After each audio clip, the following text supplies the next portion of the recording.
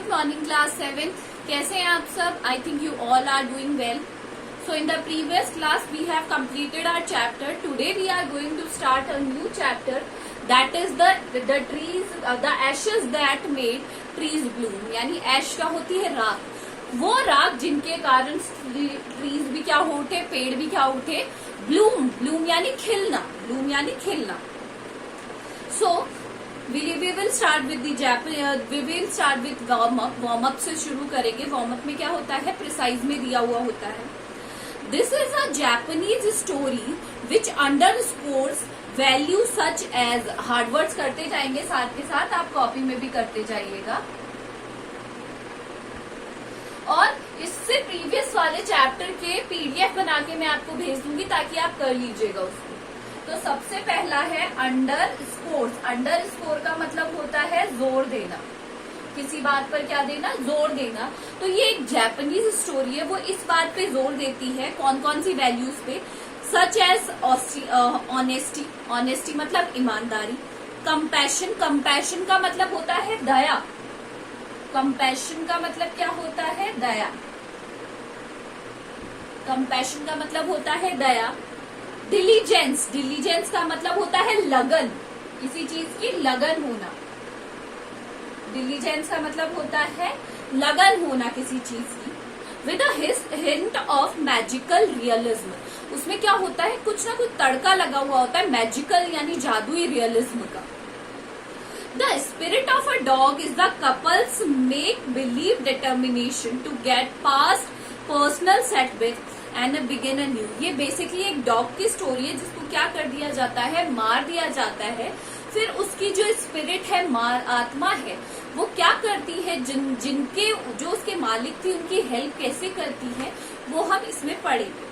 This is an story about an honest and hard working old couple. ये story है एक बहुत ही ज्यादा ऑनेस्ट, ईमानदार और हार्ड वर्किंग कपल की, एंड देयर पैट डॉग, और उनके एक पैट डॉग की. The neighbours are troublesome. Troublesome का मतलब होता है परेशान करने वाले. ट्रबलसम का मतलब क्या होता है?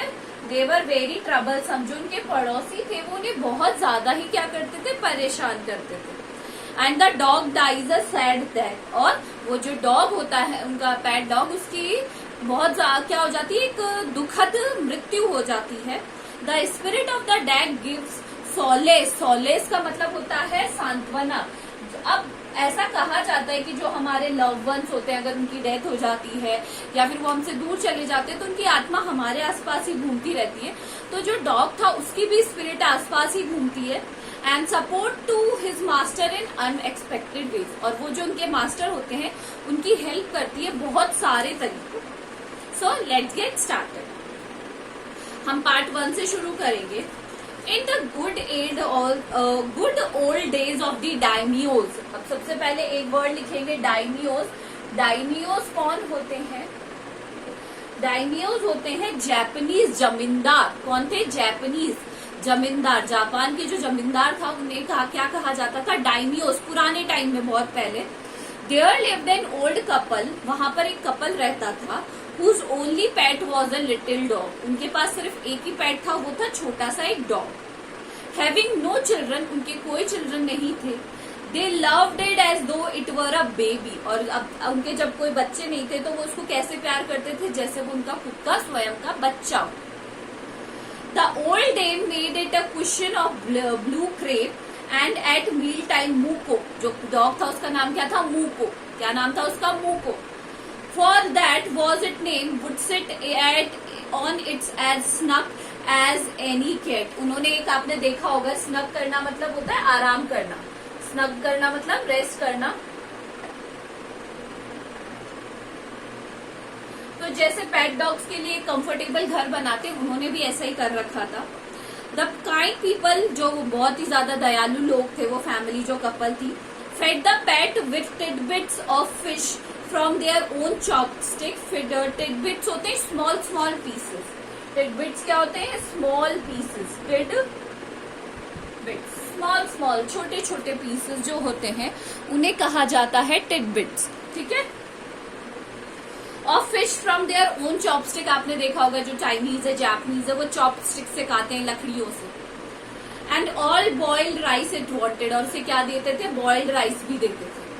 Thus treated the dumb creature, जो बोल नहीं सकता, जो है ना dumb यानी जो बोल नहीं सकता. Loved it protectors like a being with a soul, like a human child. Like a being with a soul का मतलब होता है like a human child, एक मानव के बच्चे के रूप में ही उसे प्यार दिया करते. The old man being a rice farmer, जो वो old man था वो एक rice farmer था. Went daily with a hoe or spade into the field. वो मतलब वो फावड़ा और वो लेकर खोदने के लिए रोज जाता. Working hard from morning until O Tentosama. O Tentosama कहा जाता है सूरज को जापानीज में. किसे कहा जाता है, सूरज को जापानीज में कहा जाता है ओ टेंटोसामा. याद आया, ये वन वर्ड में आ सकता है. Had gone down behind the hills, और वो तब तक काम करता रहता जब तक सूरज छिप नहीं जाता. Every day the dog followed him to work, never once harming the white heron. Heron होते हैं बगुले. हेरोन कौन होते हैं, कौन से जानवर हो गया, बगुले.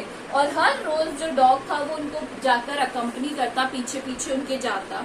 That walked into the footstep of the old man to pick up the worms, जो कि और जो उनके बीच में बगुले आते जाते उन्हें भी बिल्कुल भी नुकसान, वो किसी को नुकसान नहीं पहुंचाता था. कौन, dog. For the old fellow was patient, kind to everything that had life, and often turned up a sword on purpose to give food to the birds. और वो जो काइंड कपल थे वो क्या करते थे, गड्ढे खोद कर या फिर है ना छोटे छोटे जो बर्तन होते थे उसमें ना क्या करते थे, खाना रख देते थे ताकि जो बर्ड्स है वो खा सके. मतलब वो बहुत ही ज्यादा दयालु कपल थे. One day the dog came running to him. एक दिन डॉग आया भागता भागता उनका मुंह को. Putting his paws against his leg and motioning with his head to some spot behind. आपने देखा होगा डॉग्स आपके भी घर में अगर वो कुछ जानते हैं कहीं ले जाना चाहते हैं तो वो हमारे पैर पे क्रॉल ऐसे क्या करते, खुजलाना, क्या करते, स्क्रैच करना शुरू कर देते हैं और वो हमें खींचकर वहां ले जाना चाहते हैं. तो सेम तरीके से डॉग भी वैसे ही करने लगा. The old man at first thought his old dog was playing only and did not mind it. पर एक बार तो लगा कि उसका जो डॉग है वो खेल रहा है तो उन्होंने ध्यान नहीं दिया. But the dog keep on winning and running to and fro for some minute. पर वो जो डॉग था वो इधर उधर भागने लगा थोड़े टाइम के लिए. Then the old man followed the big dog a few yards to a place where the animal began a lively scratching. But वो वहां गया, बट बहुत देर तक जब वो ये भी करता रहा तो वो जो मैन था, जो व्यक्ति था, वो उसके साथ वहां गया. वहां देखा तो जो जानवर है वो क्या कर रहे हैं, स्क्रैच कर रहे हैं अपने पैरों से, कुरेद रहे हैं. Thinking it was a possibly a buried bone or bit of fish. तो उनको लगा कि शायद ये जानवर हैं तो इनको कोई बोन का टुकड़ा या फिश का टुकड़ा मिला होगा. The old man stuck his hoe into the earth. उन्होंने अपना फावड़ा कहाँ मारा, अर्थ में. वो मतलब फावड़ा, जहां भी वो स्क्रैच कर रहे थे उन्होंने जोर से वहां पर अपने होज से खोदना शुरू किया. When lo, a pile of gold gleamed before him. और उन्होंने क्या देखा, उनके पास सामने क्या था, बहुत सारा सोना. क्या था उनके सामने, सोना ही सोना. Thus in an hour the old couple were made rich. थोड़ी देर में तो जो ओल्ड कपल था वो रिच बन गया. The good soul bought a piece of land. उन्होंने उस पैसे से एक जमीन खरीदी छोटी सी. Made a feast for their friend. अपने फ्रेंड्स को क्या किया, खाने के लिए बुलाया. डिनर के लिए, फीस्ट क्या होता है, पार्टी देना, डिनर के लिए बुलाना, feast. And gave plentiful to their poor neighbours. और भर भर के अपने पड़ोसियों को भी दिया. As for the dog they petted him till they nearly smothered him with kindness. और उन्होंने उसको, जो डॉग था उसको बहुत ही ज्यादा प्यार से क्या किया, टेंडरली उसको बहुत ही ज्यादा क्या किया, प्यार किया. बहुत ज्यादा उसको है ना, मतलब अफेक्शनेट दिखाया, क्योंकि उसकी वजह से ही वो क्या हुए थे, रिच हुए थे ना. तो इसी कारण से उन्होंने क्या किया, उसको बहुत ज्यादा लाड किया, प्यार किया.